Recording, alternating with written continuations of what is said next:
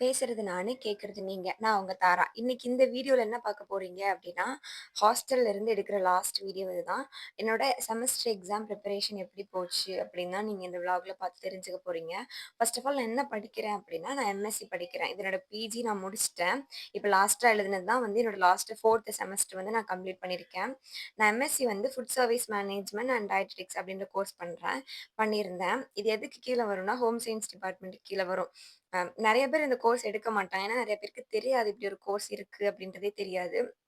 எல்லாருமே அ பயோமேக்ஸோ இல்ல பியூர் சயன்ஸோ படிச்சுட்டு வேற ஏதாவது போவாங்க. நர்சிங் ஃபீல்டு போவாங்க. ஒரு சிலர் டாக்டர் படிக்க முடியாதவங்க வந்து இந்த கோர்ஸ் எடுப்பாங்க. அல்லது நர்சிங் படிக்க முடியாதவங்க இந்த கோர்ஸ் எடுப்பாங்க. ஸோ நான் வந்து இந்த கோர்ஸ் தான் எடுத்து படிச்சுட்டு இருந்தேன். இது என்னோட 5 வருஷம் முடிஞ்சிருச்சு. எனக்கு வந்துட்டு அப்ப என்ன எக்ஸாம் இருந்துச்சுன்னா, ஸ்போர்ட்ஸ் நியூட்ரிஷன். ஸோ அதுக்கான ப்ரிப்பரேஷன் தான் போயிட்டு இருந்துச்சு. நான் எப்போதுமே வந்துட்டு எழுதி எழுதி படிக்கிற ஆள். ஸோ எத்தன பேர் இப்படி இருப்பீங்கன்னு தெரியல. ஸோ ஒரு நாள் முன்னாடி தான் வந்துட்டு நான் வந்து சிலபஸே எழுதினேன். அப்படி இருக்காதீங்க தயவுசெய்து யாரும். நான் வந்து ஒரு நாள் முன்னாடி வந்துட்டு உட்காந்து சிலபஸ் எழுதிட்டு இருந்தேன். எந்த சப்ஜெக்ட்டோட சிலபஸுமே நான் எழுதவே இல்ல. லாஸ்ட்ல தான் உட்காந்து சிலபஸ் எழுதிட்டு இருந்தேன். நீங்க மேபி எக்ஸாம்க்கு வந்து ப்ரிப்பேர் பண்றீங்க அப்படின்னா, நீங்க வந்து அந்த செமஸ்டர் எக்ஸாம் வந்து ஸ்டார்ட் ஆகும்போதே வந்துட்டு சிலபஸ் எழுதிக்கோங்க. சிலபஸ் எழுதிட்டு நீங்க கொஞ்சம் கொஞ்சமா படிக்கும்போது உங்களுக்கு ஈஸியா இருக்கும்.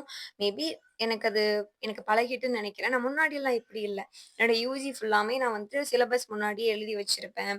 கொஞ்சம் கொஞ்சமா கிளாஸ் நடக்க நடக்க என்னோட நோட்ஸ் எல்லாம் நானே வந்து ஓனாவே Googleல இருந்தோ, இல்ல அவங்க குடுக்குற பிடிஎஃப்ல இருந்தோ, புக்ஸ்ல இருந்தோ எடுத்துப்பேன். ஆனா என்னோட பிஜி வந்து எனக்கு ரொம்பவே வந்து ஆப்போசிட்டா இருந்துச்சு. ஃபுல்லாமே புக்ஸ்ல மட்டும் தான் எடுக்க மாதிரி இருக்கும். புக்ஸ் குடுத்துருவாங்க நம்மகிட்ட. அந்த புக்ஸ்ல இருந்து நம்ம நோட்ஸ் எடுத்து படிக்கிற மாரி தான் இருக்கும். ஸ்போர்ட்ஸ் நியூட்ரிஷன் பொறுத்த மட்டுமே நெறைய வந்துட்டு எப்படின்னா ஹெல்த் ரிலேட்டடா உடம்பு ஃபுல்லா படிக்கிற மாதிரி தான் இருக்கும். ஸோ அதுல இருக்கிற தியரியோ, இல்ல அதுல இருக்க இந்த மாரி கிராஃபோ அது எல்லாமே வந்து கொஞ்சம் கஷ்டமா தான் இருக்கும். படிக்கிறதுக்கு அவ்வளோ ஈஸியா இருக்காது. அதனால வந்துட்டு இது முன்னாடியே படிச்சிருக்கலாமா அப்படின்னு எனக்கு எக்ஸாம் அப்ப தான் தோணுச்சு.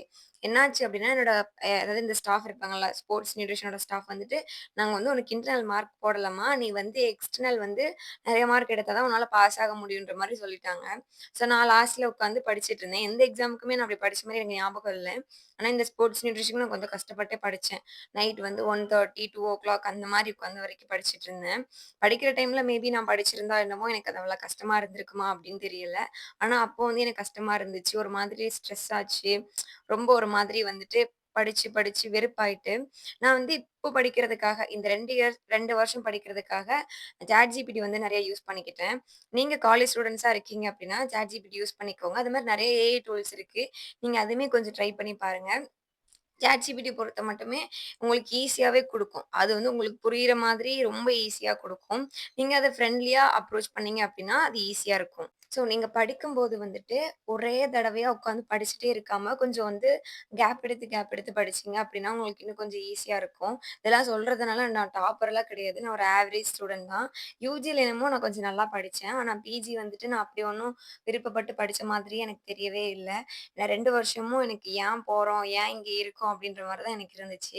ஹாஸ்டல் இல்லாம மேபி நான் வீட்ல இருந்திருந்தா என்னமோ படிச்சிருப்பனோ அப்படின்னு எனக்கு தோணும். ஆனா எனக்கு நான் பெரிய அப்படியே மார்க் எடுக்க ஸ்டூடண்ட் இல்லனாலும், ஒரு மாரி ஆவரேஜா ஓகே படிக்கிற பொண்ணு அந்த மாரி ஒரு ரேஞ்சுல தான் இருந்தேனே தவிர, ரொம்ப பெரிய படிப்பாளியாவும் இல்ல, ரொம்ப மக்காவும் இல்ல.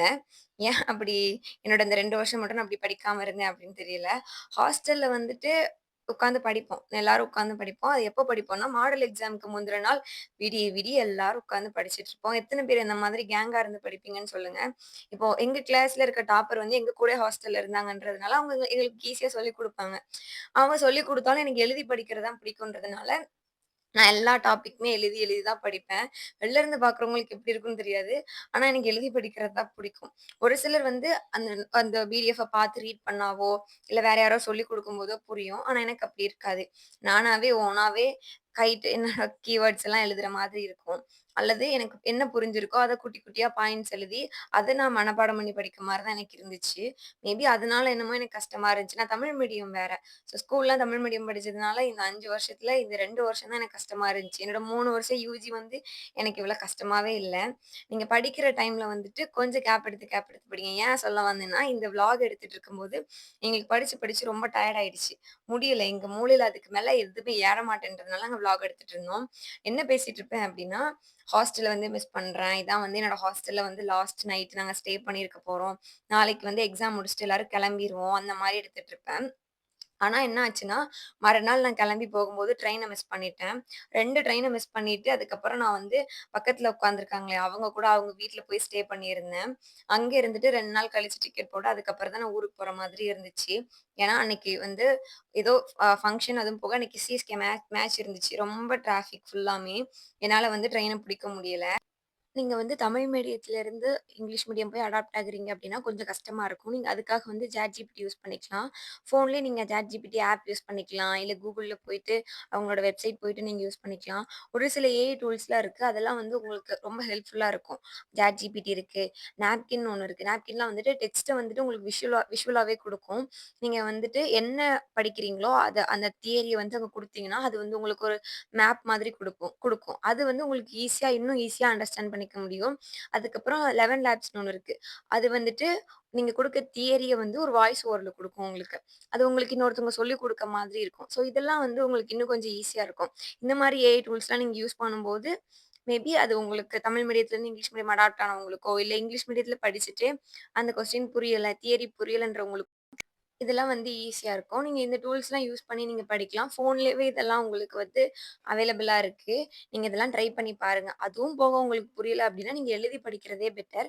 ஒரு கொஸ்டின் எடுத்தீங்க அப்டின்னா, அத கொஸ்டின் மாதிரி பார்க்காம, சும்மா இத வாசிக்கிறோம் அப்டின்ற மாரி பார்த்துக்கோங்க. ஒரு டாபிக் எடுத்து, அது என்ன அப்டின்னு நீங்க தமிழ்ல பாருங்க. தமிழ் மீடியம் ஸ்டூடண்ட்ஸா இருந்தீங்கன்னா, தமிழ்ல பார்க்கும்போது அது உங்களுக்கு இன்னும் ஈஸியா வந்து மனப்பாடம் ஆகும்.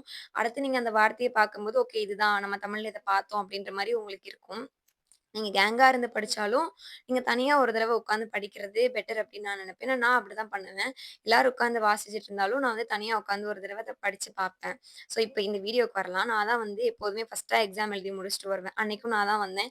ஏன்னா என்னால ரொம்ப நேரம் எக்ஸாம் ஹால்ல அப்டியே உட்காந்துட்டே இருக்க முடியாது. ஈஸியா டக்குன்னு எழுதி முடிச்சுட்டு வந்துட்டே இருக்கணும். அப்டிதான் நான் ஆசைப்படுவேன்.